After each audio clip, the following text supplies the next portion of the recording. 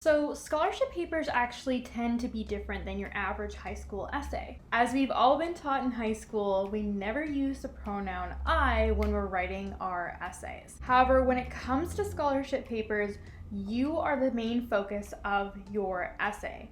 And so in today's video, we're going to be discussing 4 steps you need to take into creating that winning scholarship essay.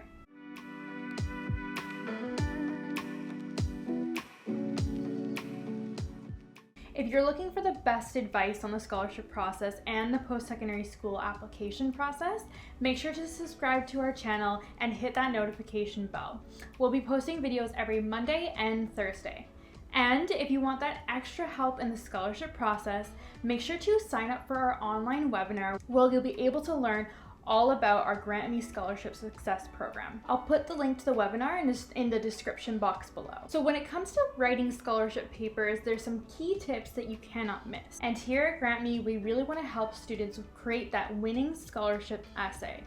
In order for your essay to be unique, creative, and personal, you want to apply these 4 steps and you'll have the most success out of all of your scholarship essays. Students in our program have had success using these 4 simple steps. You'll be able to get the committee to keep reading your essay. Remember, they have thousands of essays to read over with some major applications. And so you want yours to be unique and creative and personal. So we're gonna go through the 4 steps on how to create that winning scholarship essay.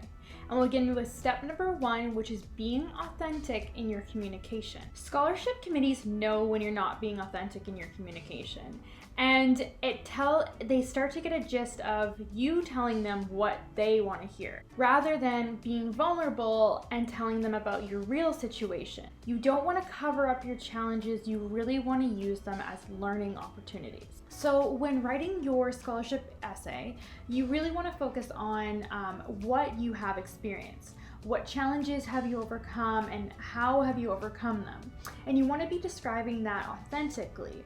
You don't want to cover over the challenges that you've experienced because you use those as learning opportunities. And those show that, and when you describe your challenges that you have overcome, they show growth to the scholarship committee. So you're able to take on leadership experiences and learn leadership skills throughout the involvements that you have been a part of. Using authentic communication can be used in discussing many topics such as financial need, leadership, and challenges that you've been facing. Next, what I'm going to do is give you an example of inauthentic communication and authentic communication. And I want you to notice what the differences are between both of them. So with inauthentic communication, someone might say, I have achieved a lot in my athletic career and have worked hard to do so. So when you're looking at this sentence, you'll actually see that it's quite broad and it's not really specific enough. You don't really get a sense of what athletics are they talking about, what challenges have they overcome, and how have they worked hard. So now we're going to take a look at what an authentic sentence looks like when they're describing their athletic career. I have overcome many obstacles in my soccer career, including injuring my Achilles tendon. Although at times I wanted to give up my dream of becoming a national soccer player, I instead used these challenges as a learning opportunity. The setbacks I have faced help create the resilience and tendency that I have today. So with this sentence, it gives you more context for sure. So it's saying that, they've experienced challenges through soccer. Through these challenges, they were able to be resilient and overcome these challenges. And they also give you more context into what they wanted to do with their athletic career, is become a national soccer player. Tip number 2, you want to start your essay with a hook. And so what is a hook? So a hook is something that captures the reader's attention immediately and thus encourages them to keep reading your essay. Like I said in the beginning of this video, scholarship committees might be reading thousands of essays and they only have a short amount of time to do so. So you want to make your first sentence or sentences a hook to engage the reader so that they'll keep reading your essay. So what are some examples of a hook? So a hook can be an unexpected statement. It could be a personal story, a thought-provoking question, or a confession or admission. Sometimes what I find with students is that when they're asked an essay question, they tend to answer the question directly. So for example, if it says, discuss your community involvement, then the student might say, I have been involved in 5 community involvements. You don't want to directly answer the question that they're asking. You kind of want to intertwine it with the rest of the essay. So what you could do is think about a community involvement that you have been a part of, and then think about maybe, oh, what skill have I attained from doing that? And then you can create that thought-provoking question, that captive story, a confession or admission, or a bold statement that to begin your essay with, instead of directly answering the question of the essay prompt. You do want to answer the question of the essay, just not right off the top right away. What we're going to do next is we're going to look at an example of a bad hook and a good hook. So here is a bad hook. I am very involved in my community. Like I said in the beginning of this tip, you don't want to answer the question directly, and you don't want to be broad. You want to really specify how you've been involved in your community and maybe what you've learned from doing that. So here we're going to be looking at an example of a good hook. Navigating through high school, I've often thought to myself, who am I? By being an active member of my community through charitable activities, I'm able to say that I have developed into a leader that strives to make her community a better place. There's an example of a question that's at the beginning of the sentence. It's a bold statement, so you're wondering like, who am I? How have you found yourself? And at the second part of this hook, you'll see that they have gone through their discovery of self through community involvement. It is much more specific than the first sentence we looked at for the hook. The tip number 3, using star structure for your paragraphs. So in some of our previous videos, you might have heard me talk about Grant Me star structure. And what I mean is, star structure is a way that we help students format their paragraphs. And what you might notice is that when you start applying to scholarships, you'll understand that most of the essay prompts are quite similar. So you might have a couple that have completely different topics, but majority of them talk about community involvement, and they want you to discuss your community involvement. So with that, we've developed a system that helps you effectively convey what your role was within that community involvement and how you learned from it. So let's start off with what STAR actually stands for. So S stands for situation, T stands for task, A stands for action, and R stands for result. So what I mean is, S is in situation, so you're gonna be giving the context, place, and time.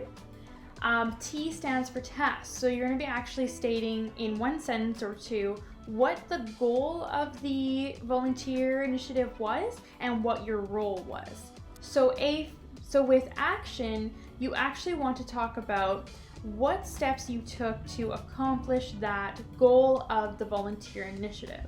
And with action, it should be about 80% of your paragraph. Should be talking about what you have done within that volunteer initiative. And for result, you want to be talking about what you had learned from that volunteer initiative. You want to provide a bit of a self-reflection, and you also want to quantify your information wherever you can. So the result of doing this volunteer initiative might have been you raising $1,000 for a certain foundation.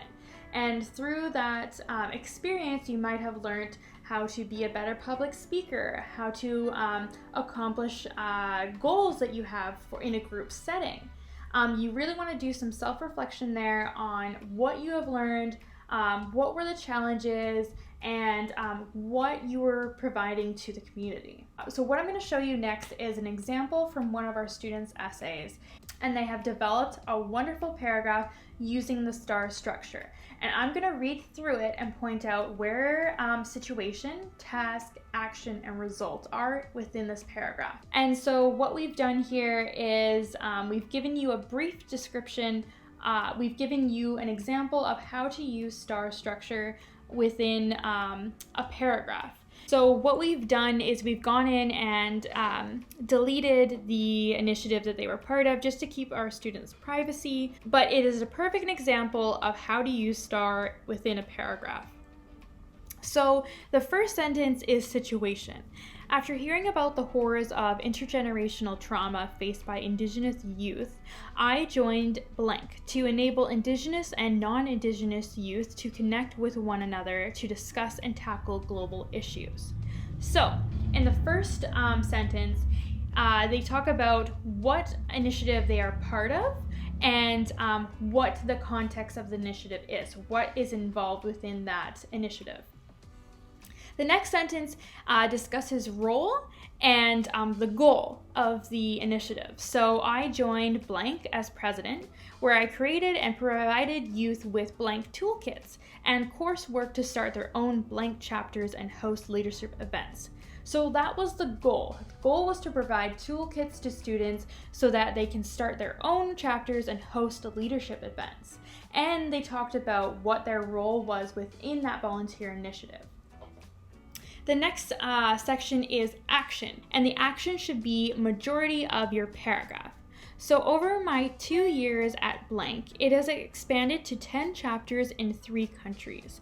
I approve student-run projects happening in chapters and interview the students monthly to ensure their products and meetings are following an action plan.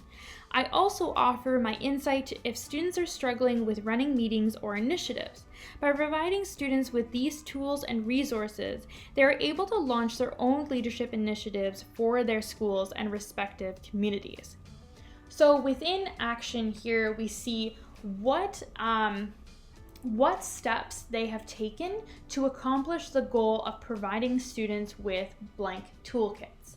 So what they have done is they've expanded the program.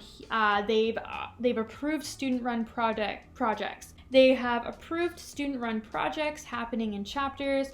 They've interviewed the students monthly to ensure their projects and meetings are flowing on an action plan. They offer insight to students who are running the initiatives, and they also provide tools for students. So these are steps that they take in order to accomplish the goal. So now we're going to take at what the result of this initiative was. And it looks like they say our students have created initiatives such as mental health fundraisers, water crisis awareness videos, and help raise funds for youth isolation in blank. I believe that through my work at blank, I'm supporting youth across the globe in becoming engaged and inspired citizens. So in the result here, they have created other awarenesses through this volunteer initiative. So they were able to create mental health fundraisers, water crisis awareness videos, and helped raise funds for youth in isolation. And so that was the result of their volunteer initiative. So that is how you use STAR structure within a paragraph itself. Now we're going to be giving you tip number 4, which is be concise in your writing. When it comes to writing your paragraphs, when it comes to writing your entire essay, you don't want to have long sentences, you don't want to have vague sentences that don't really discuss specific details of your volunteer initiative, of your adversity, your challenges, anything like that. You want to be concise and specific and to the point. When you have long sentences, the reader often gets lost within those sentences. They lose track of what you were trying to say from the beginning of the essay to the end. You also want to avoid having multiple ideas in one sentence. You want to break it up into separate sentences. So what we're going to take a look at is a long sentence that needs to be broken up. As an assistant teacher, I have provided immense support to all students in my class.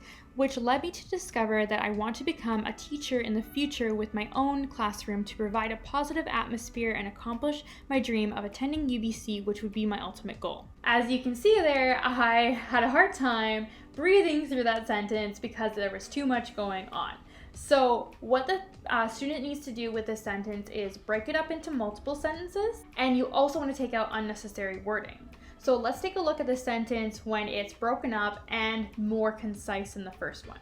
I have discovered my passion for teaching through my role as an assistant teacher. Being accepted into UBC's education program would allow me to fulfill this dream. Short and concise.